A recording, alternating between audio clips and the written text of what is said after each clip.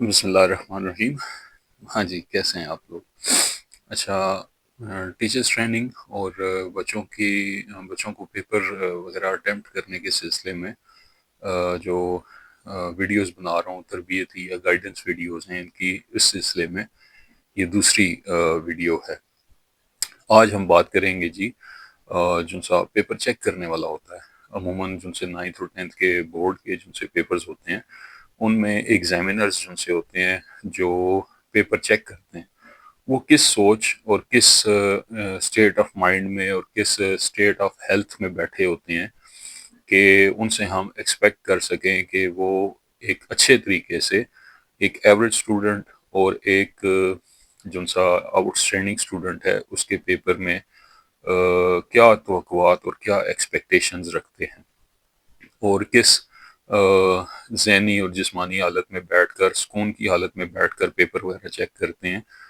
یہ ساری چیزیں آج ہم ڈسکس کریں گے۔ تو چلتے ہیں جی۔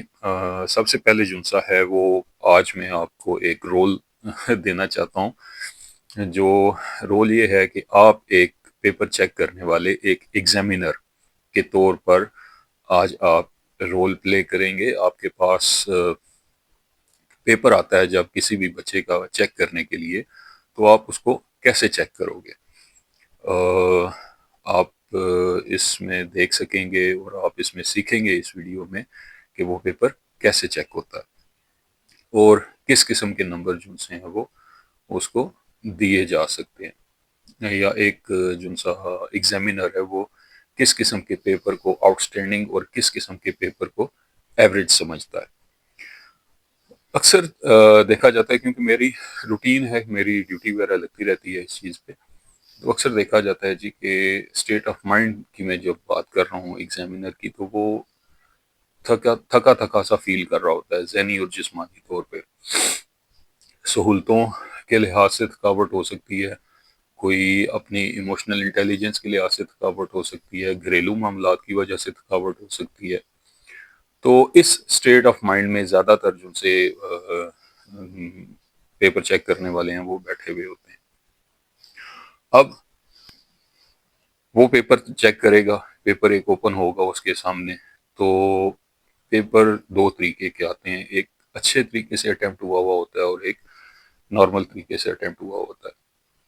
نارمل طریقے سے جو سا پیپر اٹیمپٹ ہوا ہوگا، آپ سمجھ لیں کہ ایک ہی بال پوائنٹ یا ایک ہی پوائنٹر سے اس نے سوال بھی لکھے ہوں گے، اس نے ہیڈنگز بھی لکھی ہوں گی، یعنی کہ سمجھ نہیں لگ رہی ہوگی کہ سوال کون سا ہے اور جواب کہاں سے سٹارٹ کر رہا ہے۔ تو ایسا پیپر جو سا ہے وہ اس پیپر چیک کرنے والے کو مزید تھکا دیتا ہے۔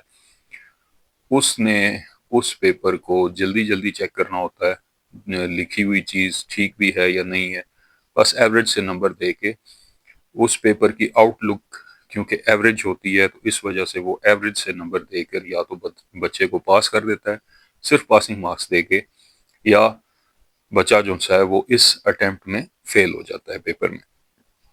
دوسری طرح کا جو سا پیپر ہے وہ کون سا ہوگا جی؟ وہ آپ کا ہوتا ہے ایک آؤٹ اسٹینڈنگ ڈسپلے جو سا ہوتا ہے، جس طرح باقاعدہ ہیڈنگز وغیرہ بنی ہوں گی پراپر، یعنی کہ پتہ لگ رہا ہوگا کہ سوال کہاں پہ ختم ہوا ہے اور جواب کہاں سے شروع ہو رہا ہے۔ سوال کے مطابق جو سا ہے وہ جواب دیا جائے گا، اپنی طرف سے جو سا ہے وہ فلاسفی نہیں جھاڑی جائے گی۔ سوال گندم جواب چنا، ہم نے سنا ہوگا نام، ایک ضرب المثل ہے، ایک کہاوت ہے، تو وہ والا کام نہیں ہوا ہوگا۔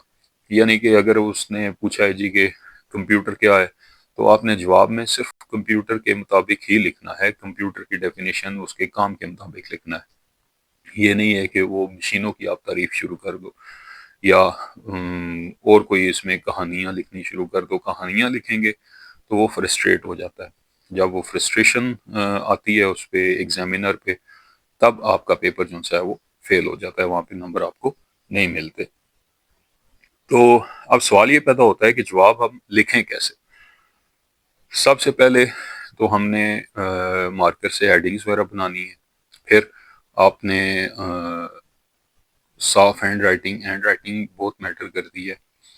ہینڈ رائٹنگ آپ نے اپنی صاف رکھنی ہے اور سوال کے مطابق جواب دینا ہے، اور جتنا بریف ہو سکے۔ اگر شارٹ کوسچنز ہیں تو وہ شارٹ میں ہیں، لانگ کوسچنز جو ہیں لانگ کوسچنز میں کہانیاں نہیں لکھنی ہوتی، ٹاپک کے مطابق ہی رہنا ہے، سوال کے مطابق ہی رہنا ہے، بہت زیادہ نہیں لکھنا، فلاسفی نہیں جھاڑنی، اور جو سوال پوچھا گیا ہے اس سے ہٹ کر اگر آپ نے اور کوئی چیز یا سٹوری کریٹ کرنے کی کوشش کی تو ایگزامینر جو ہے وہ آپ کا سوال غلط کر دیتا ہے، اور آپ اس پیپر میں یا تو بہت کم نمبر لیتے ہو یا اس پیپر میں فیل ہو جاتے ہو۔